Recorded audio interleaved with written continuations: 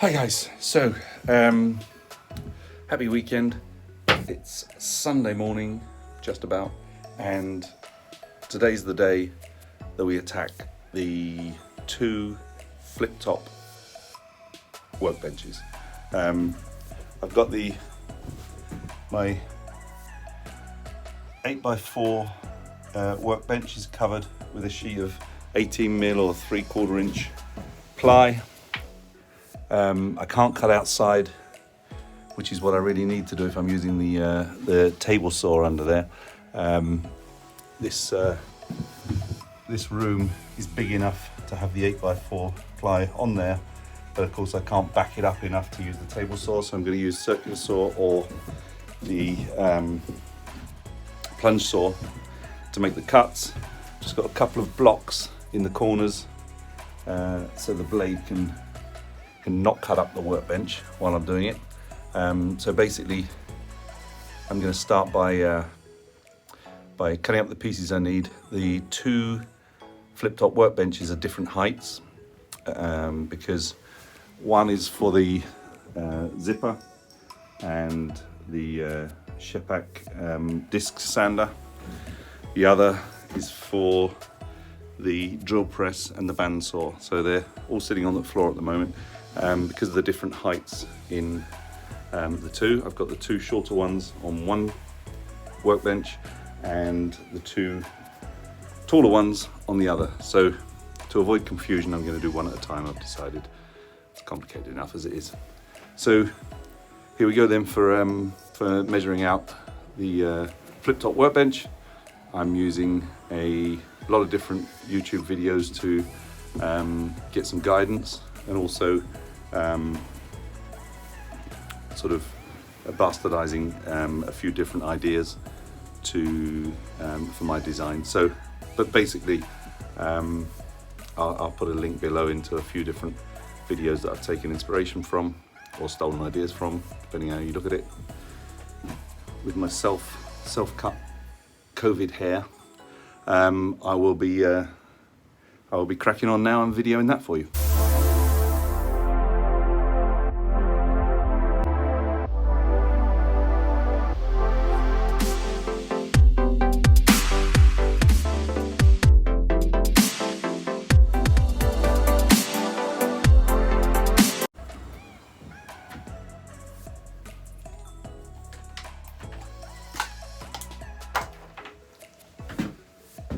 I'm not sure why that wasn't very straight. The straight edge didn't move. The front was out a little bit, and the back was out a little bit. It's tiny, tiny fractions, but I have to look into that. So we've got both our sides here. I just need to cut them down the middle. Then we've got the two sides. That's the second time I've made a cut without putting the dust collection in the back of the tool. It was on. Nice and noisy for no reason. So we have our two sides cut. I'm now going to measure this out to be the base, the top of the drawer, the bottom of the flip-top box, the top of the flip-top box.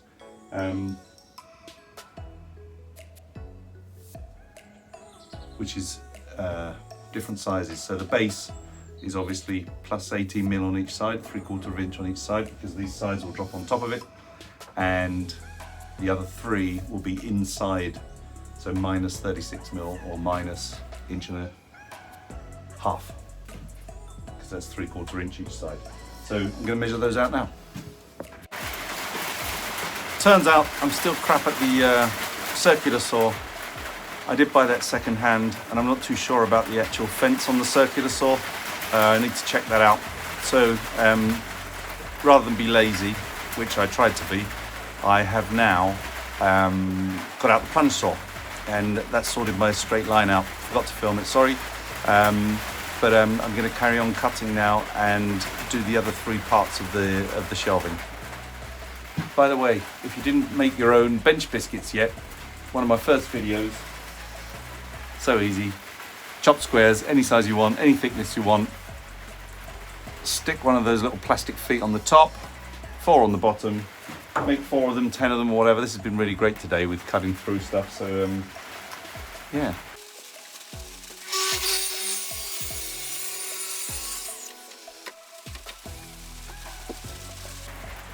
So 60 by 60 are the other 3 horizontals. So the 636 was the bottom one to house the 18mm on each side for the sides, and then 360mm by 60mm for the flip-top box on the top of the shelf, should there be a shelf. We'll see that a bit later. So guys, we have a base, we have 2 sides. For some reason I was thinking the width of the board was 1200, it was 1220 of course, 1220. So I've had to put both the sides through the table saw just to take off 10mm of each. So they fit now with no overhang. So we have the 2 sides, and we have 1, 2, 3. So the base obviously is a little bit wider to cope with the 2 thicknesses, and then we have 2 shelves that'll actually make the flip top at the top, and then, as I've said, I'm going to check on what clearance I've got before I start worrying about the drawer. So now it's pocket holes and starting to put the U-shape together, and then I'll start work on the flip top. The pocket holes, obviously handier if you have a jig. A jig? Yeah, a jig. But otherwise I'm putting 6 across each side. I'm only using pocket holes for the bottom, I think, and slowly getting this together. So see you on the next one.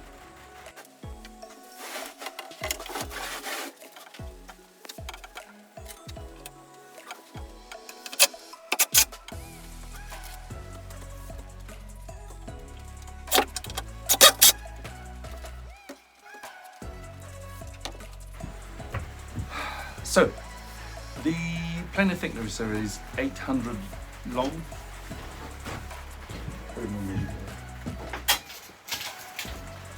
So the table for the planer thicknesser is 800 long. So what I'm working out is this 800, when it swivels, you would think it would only be 40-45 in depth. I left 50. I'm just a bit concerned that if the fence is on or out, it might be slightly tight, and it's so friggin' heavy I can't give it a sort of physical test. So anyway, I've measured 80, bearing in mind 2 inches from the top to drill the hole through for the metal bar for it to swivel on. I believe I should clear with the original shelf, so I guess I measured it right the first time. It'd be funny if I didn't. So guys, just checking for size now the pocket holes are in.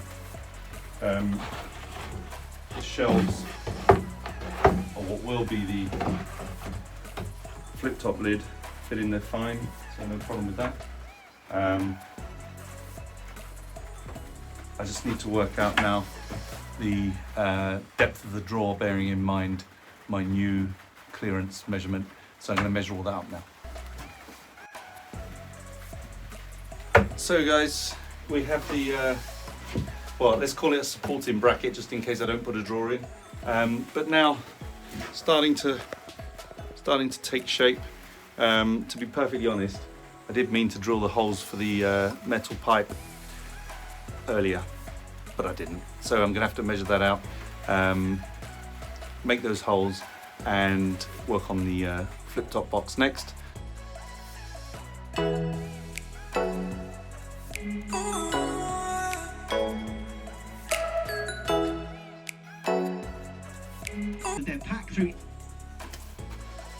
So guys, session number 2, flip top workbench number 1. The only thing you missed is I just put this panel in. It's 60 wide, 125 deep. So I might put a drawer in the front still, but whatever happened, I was always going to put this in to make sure it was more of a solid build. And then I do have an issue to work on. I don't think the issue is going to be here. That seems absolutely fine.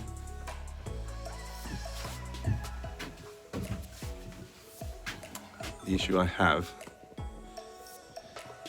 is with my pipe tubing sitting in the middle and using 3/4 inch ply. The piping is proud of that, number one. Number two, I'm not quite sure yet what I'm going to use here because I need some space to bolt the tools in, obviously, so I don't make it too thin, the flip top, but if I give it too much space, then obviously that pipe's going to have space to roll around inside, so just thinking about that now. So guys, I've got some of the workbench back. There's the flip top, well, it's not the flip top, but that's the base for it, ready to go. Here I have the actual flip top table, so while I go and have a look for see what I've got as far as wood to go inside it, think about bolting down the tools and all that stuff, can have a break, have some sawdust and coffee, and come back to it with a fresh idea of how to tackle this. Right guys, I've got a plan. I've rough cut some 4x2. I'm not going to have them that way, it's going to make it too high. I'm going to have them flat, and I'm going to cut these now, make a frame. I'm going to cut them in the middle so I don't have to chisel out a groove for the pipe to go through. So just have the frame minus the groove for the pipe to go in, and that's the way I'm doing it. Right guys, all cut, all screwed in. I did countersink the screws because obviously I want that as flat as possible for the next layer to go on, the top to go on. So now it's a question of giving it a try and bolting on the tools to each side and see how that goes.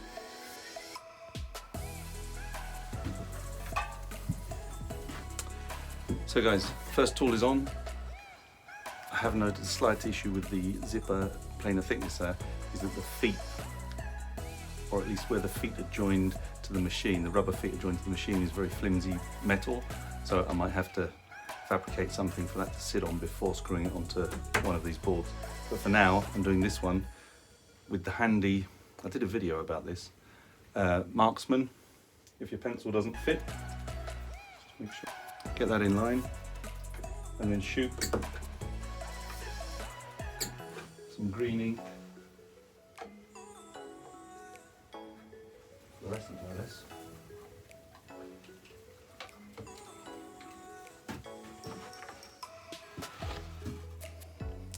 Trying to see if you can see these. Yeah, there you go, there's a green mark. So not sponsored, but Marksman marking tool, really great. Right guys, I had to think about the planer thicknesser screwing into the table. I think I've got a solution for that. For now, I'm just putting in the 4 bolts on the belt sander, bench sander, disc sander, and a belt sander. So I'm going to do that. Won't bore you with it. These bolts just happened. I bought these after realising the first ones I had were too short, so 70mm, because this is about 35, and then 18 for the board. So just, I'll show you when I fix them in, but just perfect size for this. Not going too deep into the flip top table. So I'll get this bolted down and then get to work on working out how we fix down the planer thicknesser.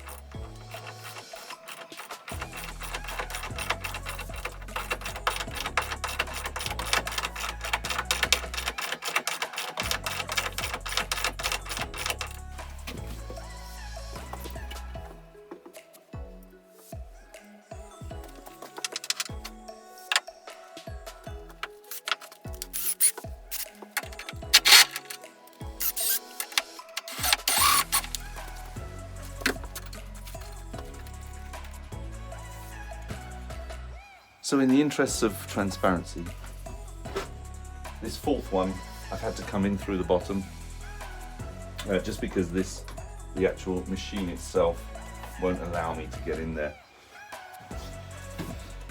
So guys, here's the issue. There's the zipper. It's going long ways on the flip top. There, the flip top is 62 by 6 or 620 by 600. So it's going this way. And here is the problem. First of all, the holes that leaves are not big enough, so I can widen those. I just don't know if this is a bit too flimsy. It feels like solid enough, but I just don't know. I'm going to try it. I'm going to drill through so I can get the M10 nuts and bolts in. Don't know whether I'm going to put the feet back on. How to mount a zipper ZI HB 204 planer thicknesser to a flip top bench, and hopefully it's going to work the first time.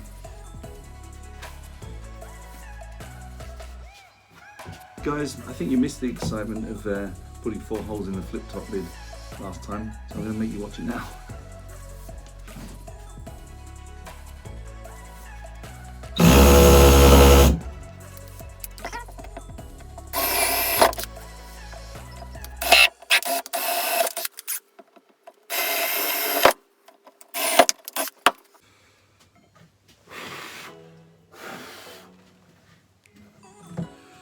Now, because the zipper has got this problem of, basically I need to decide nut on top or bolt on top.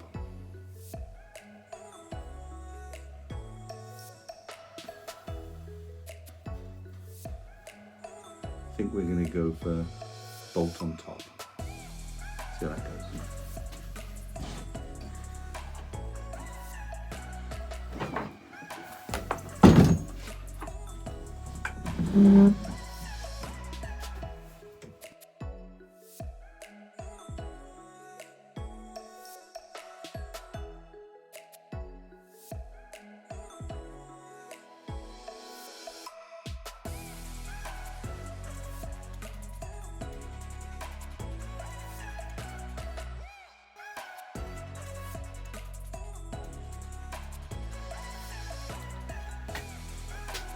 Well guys, that wasn't annoying. So the rubber feet came off, obviously. 2 of the 4 were crooked and took an age to get off. Anyway, I've drilled in a larger hole through the feet. I've drilled larger holes in the 4 corners.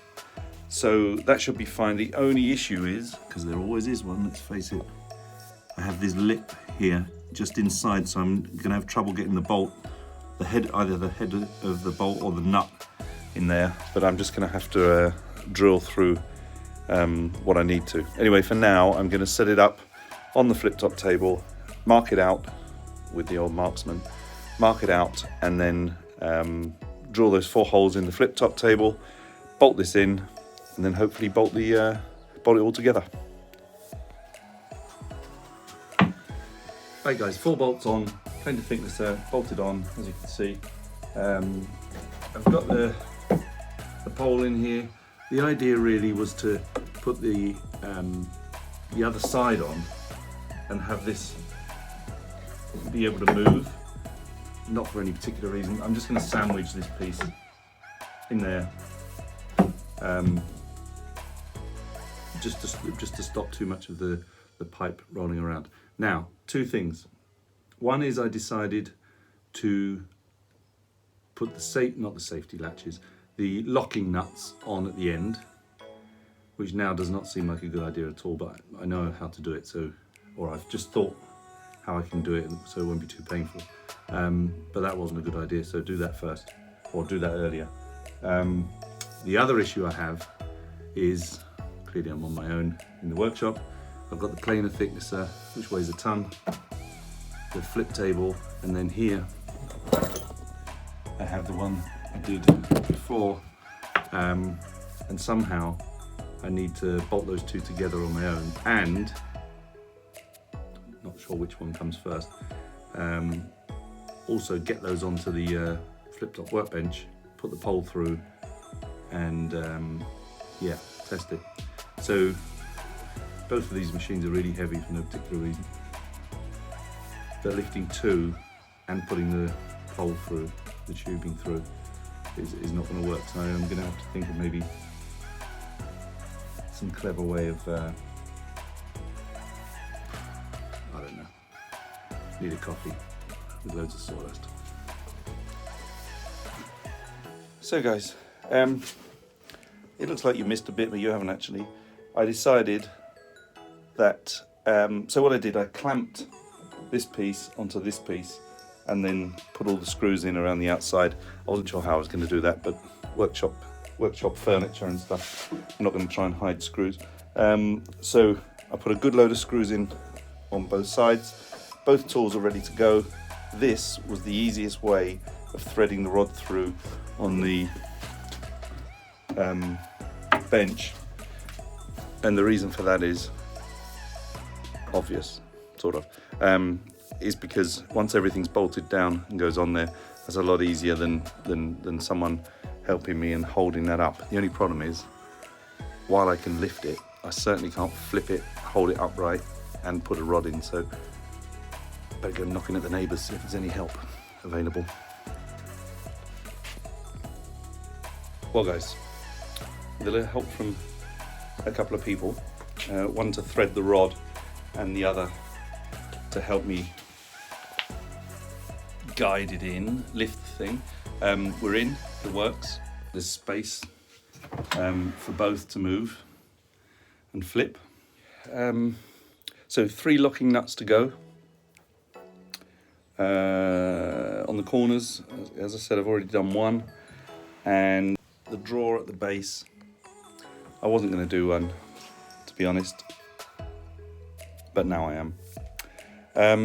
What else is there? 3 locking nuts, the drawer at the bottom, and then sand. Maybe give it a coat of something, doesn't really need it, does it? Shop furniture and all that, but anyway, looking good so far. It's working, it's wheeling, it's spinning, it's flipping, and yeah, all good. Once again, thanks to Paul from Paul's Woodworking for the metal tubing. There's a spare one here for putting these 2 guys on the next flip cart, which is going to be a little more complicated because they're twice as tall. Have to think about that. Here we go. Just for these locking nuts. I haven't tidied this one up yet, but so that's basically drilling a hole all the way through the corner, spade bit wide enough to get the nut and the bolt each side. So that's drill the hole straight through, spade bit each side, bolt on one side, nut on the other side. I'm doing that anyway because it leaves a flat surface, obviously, but more importantly, my bolts are not going all the way through this thickness. So it's necessary. And then just cutting out the slot with a jigsaw, putting the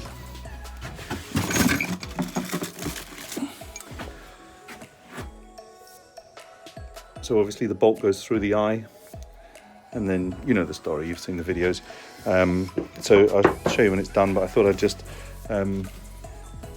get this clear. So drill a hole all the way through, spade bit each side, nut and bolt, and obviously as the bolt goes through, put the eyelet in, and then obviously here you need to cut out an opening. I started this one, haven't quite finished it, but that you can see what you need to do. I think though I'll be reinforcing, first of all, the key knobs need a bigger washer on the inside. I haven't got any, so I'm going to buy some, but they definitely need a washer on the inside. And I think I'll reinforce the slots that I just showed you. Just I think after wear and tear it might be a bit much for the ply, but anyway, it's all stuff I can do afterwards.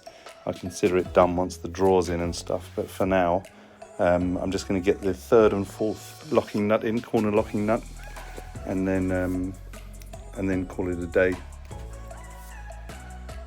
Well, happy coincidence. It turns out that the feet from the zipper planer thicknesser work as a washer, so and sort of soft and good and tight at the same time. So I've got one to do here, and then the locking nuts are done. I'm getting a bit tired now, and starting to cut corners and stuff. So literally cut corners. So that's it for the day. I'll be back in a few days as soon as I can to finish it off. So as I said, one more locking nut, the drawer, and then give the whole thing a sand, round off some corners. The drawer, as I said, I think that's about it. Then it'll be on to the next one. I might do another project in between times, so I'm not doing one flip top worktop after another. But there you have it anyway. Cheers, guys. So guys, there we are. I am going to make some cable tidies at a later date. Danish oil all over because I had some, and some corner braces you can see there as it was moving slightly left to right. I'm sure it's fine, but I just want to make sure it's solid now. And the drawer, no hardware, just a simple drawer. So there we go, all done. The next one will be the tall, skinny one. Cheers, guys.